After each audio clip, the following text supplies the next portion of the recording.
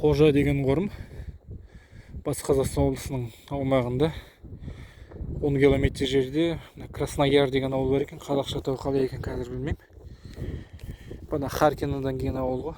Индерден неге кетіп жатқанда, Орал жағына кетіп жатқанда Шеркештің бір құлпытасы кездесті. Ескі Шеркеш Шумақ Тоқымбет орындық әйел адам екен. Орындық Баймұқан әйелі дейді. Опат дейді. Опат. Бұл жақта 73 жасында 1935 жылда 9-шы сүмбіледе дейді.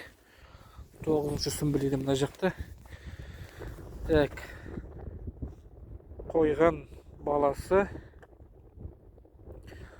Сұлтанғали. Қойды баласы Сұлтанғали Баймұқанұлы дейді. Сұлтанғали Баймұқанұлы. Таңбасы. Негізі мына жағында ол керек кішкене берек салып жіберген екен. Мен бана Есен Темірлердік ме деп ойлап қалып отырмын. Былай ғой.